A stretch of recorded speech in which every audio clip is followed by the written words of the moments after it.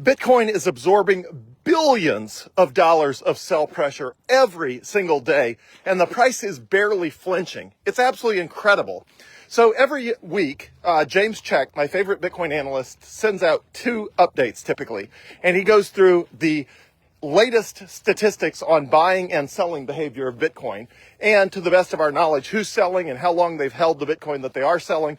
Of course, you don't know who these people actually are. It's all anonymous, but you can tell on the Bitcoin blockchain when somebody who's held Bitcoin for 5 years and it's just been sitting there on the blockchain suddenly transfers that Bitcoin to Coinbase. And again, you don't know who it is because you can tell those coins woke up. And typically, if you've been sitting on coins for 5 years and you transfer them to Coinbase, you're probably going to sell them, because otherwise, why would you send them from your, deep, dark, safe, cold storage of BitKey or wherever you got it? Why would you wake up one day and send the coins to Coinbase unless you plan to sell them? That's typically what you do. That's why you send coins that haven't moved for a long time to an exchange. Okay, so the same theme has been playing out for the last month or two with James Check, which is he's just flabbergasted by how much sell pressure Bitcoin has been able to absorb. The kind of sell pressure that absolutely would have dumped Bitcoin into a bear market similar to 2018 or 2022 or 2014 if you go back far enough. You can tell when a huge amount of sell pressure ramps up simultaneously. If the buy pressure is not there to counteract it, the price has to go down.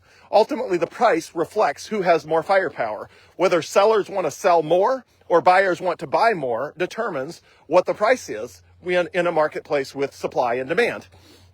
So that is what's playing out. And every 24 hours, somewhere between $50 billion and $80 billion changes hands. Now, a lot of that is just stupid day traders trading back and forth and, who cares? But billions of that is Bitcoin that's waking up from people who held it from anywhere from a few years to 5 or 7 years or even longer. And it's people that are deciding to improve the lives of themselves and their families. And a lot of that sell pressure is people coming from people who believe that Bitcoin is still subject to a 4-year cycle and that we tend to get 3 up years and 1 down year. And they think that the $126,000 peak as of 35 days ago, literally it's been 5 weeks. I mean, it's ridiculous how short people's attention spans are. They think the $126,000 peak from 5 weeks ago was the marketplace all-time high, and that there's going to be a brutal bear market in 2026 and the price could drop down to $80,000 or something like that. So first of all, $80,000 is not that much different than 105. What is that, like a 25% drop? So if you're giving up 1,000% potential upside because you're scared of a potential 25% drop, first of all, statistically, that makes 0 sense. That's that's just the dumbest thing ever. But there are people doing that. And of course, they're trying to, they think they're going to play smart. They think they're going to sell it at $105,000. They're going to buy it back at $80,000. Everybody who tries to do this gets burned. I can't believe that nobody learns their lesson after touching the hot stove. But anyway, there's a ton of people doing that. There's a ton of OG Bitcoiners, buying themselves and their children nice things. There's a ton of people who, bought in the dip of 2022 and 2023 that are buying themselves nice things here in 2025. It's just crazy, the amount of sell pressure. But again, Bitcoin's price barely flinches, which means out there is a massive, massive amount of demand that is willing to just sit there and gobble up those coins as those people cough them up. And these are not crazy day traders on Wall Street who are throwing the price all over the place. These are people who are calm, level-headed, and they say, with Bitcoin at 105, I'll nibble at it. I'll just nibble at it every time the price comes to me. I'll just nibble some more. So they're not putting enough buy pressure to move the price upward, because if they were, obviously the price would be higher, but they are putting enough buy pressure to keep the price from going down. And the reason for that is because they're just not willing to let it go down because they want the Bitcoin. So if they thought it was going to go down and stay down, they would just wait and they would, fill their portfolios with Bitcoin at much cheaper prices. But clearly, the people who are buying are not willing to risk missing out on the Bitcoin.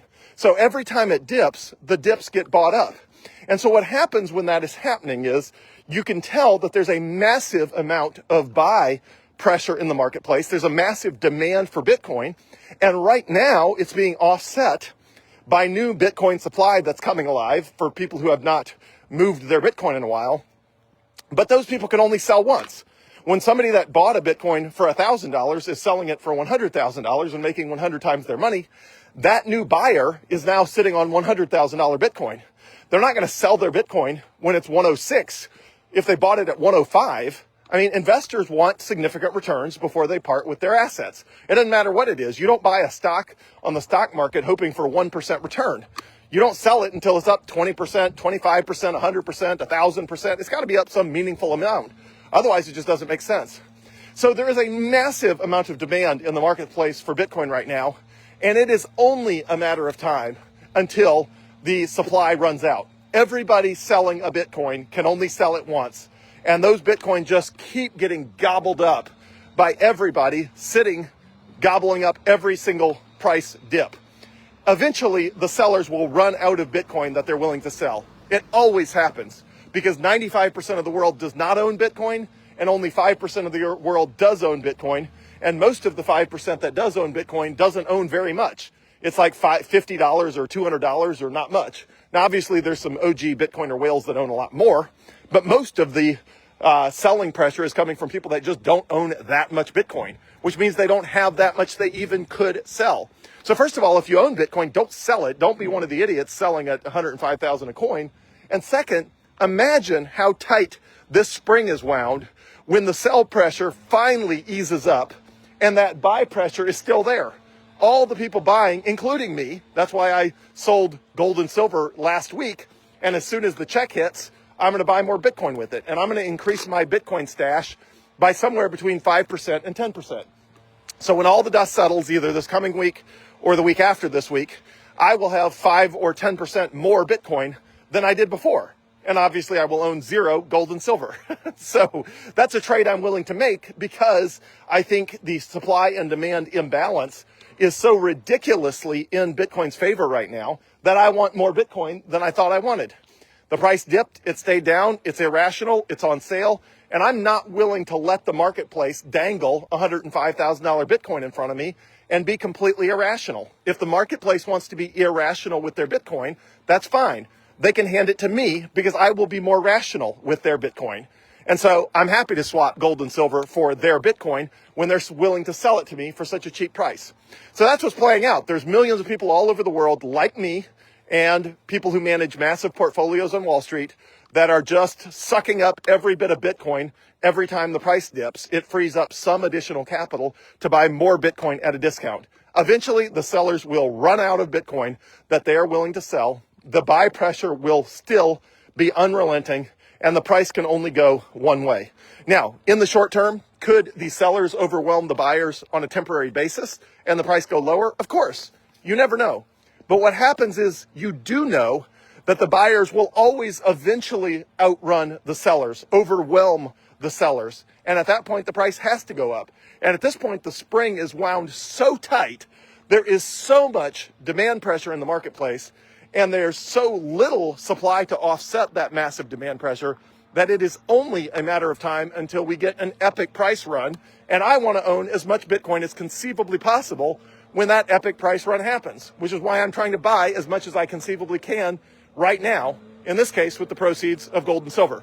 So I would buy as much Bitcoin as I possibly could right now. That's what I'm doing. That's my advice, not financial advice, but it seems to make all the sense in the world. And when the price finally does really start running, it's going to be epic and it's going to be so fun. And I love it.